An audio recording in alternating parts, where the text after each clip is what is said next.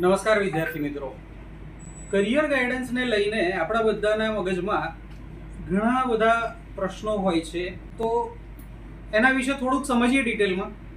સૌથી પહેલો પ્રશ્ન લોકોના મગજમાં હોય છે કે આપણે યોગ્ય કારકિર્દી પસંદ કરવા માટે શું શું કરી શકીએ. તો આપણે જો પોતાની જાતને સારી રીતે ઓળખીએ છીએ અને પોતાને માટે સર્વશ્રેષ્ઠ નિર્ણયો લઈ શકીએ છીએ, તો આપણે પોતાની કુશળતા પણ જાણી શકીએ છીએ. આને માટે કરિયર નકશા દ્વારા ડિઝાઇન કરેલા, વૈજ્ઞાનિક રીતે ડિઝાઇન કરેલા સાયકોમેટ્રિક ટેસ્ટ દ્વારા આપણે પોતાની જાતને, પોતાની પોટેન્શિયલ, પોતાની એબિલિટી, પોતાની પર્સનાલિટી, આ બધી વસ્તુઓ પણ બહુ સારી રીતે જાણી શકીએ છીએ. તો આ ટેસ્ટ જે છે એ આપને પોતાની જાતને ઓળખવા માટે મદદ કરશે અને બહુ જ સરળ ટેસ્ટ છે અને તમારું કામ પણ બહુ સરળ કરી દે છે. આ ટેસ્ટ જે છે એ ટોટલી કસ્ટમાઇઝ છે અને ફક્ત ને ફક્ત તમારે માટે છે. આ ટેસ્ટ કરિયર નકશા દ્વારા જે ડિઝાઇન કરેલા ટેસ્ટ છે એ વર્લ્ડ ક્લાસ ટેસ્ટ છે અને આ મલ્ટીલિંગ્વલ ટેસ્ટ છે, એટલે કે ઇંગ્લિશ, હિન્દી, ગુજરાતી, મરાઠી દરેક ભાષામાં ઉપલબ્ધ છે. બીજા પ્રશ્ન તરફ આવીએ. કરિયર માર્ગદર્શન કોની પાસેથી લેવું જોઈએ અથવા એને માટે ક્યાં જવું જોઈએ?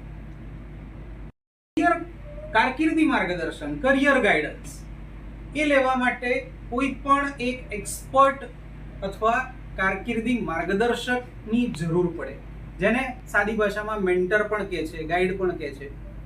તો કરિયરના ગાઈડ તમને ક્યાં મળે અને એ કેવા હોવા જોઈએ? તો કરિયર માર્ગદર્શક એટલે કે કારકિર્દી માર્ગદર્શકની બેસ્ટ ક્વોલિટી છે કે સૌથી પહેલા તો એ સારા લિસનર હોવા જોઈએ, એ તમને સાંભળવા જોઈએ, તમારા પ્રશ્નોને સમજવા જોઈએ. જો એ સારી રીતે તમારા પ્રશ્નોને સમજે છે તો એ તમને પ્રોપર ગાઈડ કરી શકશે. તો આવા કારકિર્દી માર્ગદર્શક લગભગ 4700 છે કરિયર નકશા પાસે અને એમાં દરેક ભાષાના માર્ગદર્શક છે.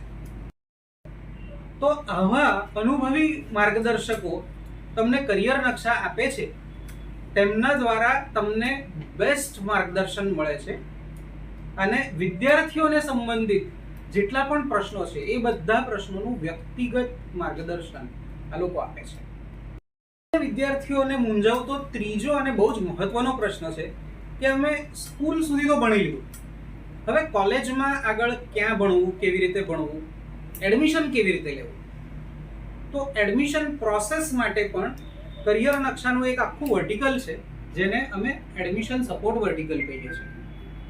તો આ વર્ટિકલમાં આપને દરેક કોલેજ, જે બેસ્ટ કોલેજ હોય તમારી માટે, કોલેજ, યુનિવર્સિટી, એના દ્વારા ચાલતા કોર્સિસ, પ્રોગ્રામ્સ, આ બધાનું પણ કસ્ટમાઇઝ એટલે કે વ્યક્તિગત તમારા પર્સનાલિટીને અનુકૂળ, તમારા ઇન્ટરેસ્ટને અનુકૂળ, તમારી એબિલિટીઝને અનુકૂળ કયા કયા કોર્સિસ છે અને એ ક્યાં ભણી શકાય, તો એનું પણ માર્ગદર્શન કરિયર નકશાના એડમિશન સપોર્ટ વિંગ દ્વારા તમને આપવામાં આવે છે.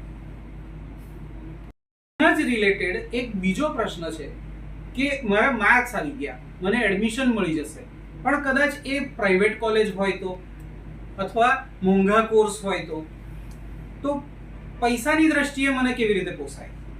તો કરિયર નકશાની અંદર તમને સ્કોલરશિપ એટલે કે શિષ્યવૃત્તિ, એને માટે પણ માર્ગદર્શન મળે છે અને ગુજરાતની, આખા ભારતની દરેક યુનિવર્સિટીમાં ક્યાં ક્યાં તમને સરકારી છે, અર્ધ સરકારી છે અથવા કોઈ સમાજ દ્વારા મળતી શિષ્યવૃત્તિઓ, તો એ દરેકની શિષ્યવૃત્તિની માહિતી મળે છે. એડમિશનને રિલેટેડ હજી એક પ્રશ્ન હોય છે, પેટા પ્રશ્ન હોય છે કે હું બીજા શહેરમાં રહેવા જાઉં તો ત્યાં મારે રહેવા ખાવાનો, જમવા ખાવાનો ખર્ચો થાય. ગુજરાત સરકારે તો ઘણી સારી વ્યવસ્થા કરી છે. ગુજરાત સરકારે લગભગ 12 શહેરોમાં સમરસ હોસ્ટેલ કે જેમાં તમારું રહેવા, જમવા, કમ્પ્યુટર લેબ અને લાઇબ્રેરી, આ સગવડો તદ્દન મફત મળે છે. તો આવી અનેક હોસ્ટેલને રિલેટેડ માહિતી પણ કરિયર નકશામાં તમને મળશે. મેં તો ઘણું થોડુંક કીધું છે, પણ આપ કરિયર નકશાની ઓફિસે આવો, આ ડિસ્ક્રિપ્શન લિંકમાં કરિયર નકશાની વેબસાઇટ, એનું એડ્રેસ, કોન્ટેક્ટ નંબર બધું જ આપેલું છે. તો જરૂરથી એક વખત મુલાકાત લો. 15 મિનિટની ફ્રી તદ્દન મફત કાઉન્સેલિંગ આપને અહીંયા મળશે અને તમારા બધા જ મૂંઝવતા પ્રશ્નોના જવાબ તમને મળી જશે, જે તમે તમારા વાલી સાથે, પેરેન્ટ સાથે આવી અને આ સુવિધાનો લાભ લો. એ જ મારી વિનંતી. Thank you.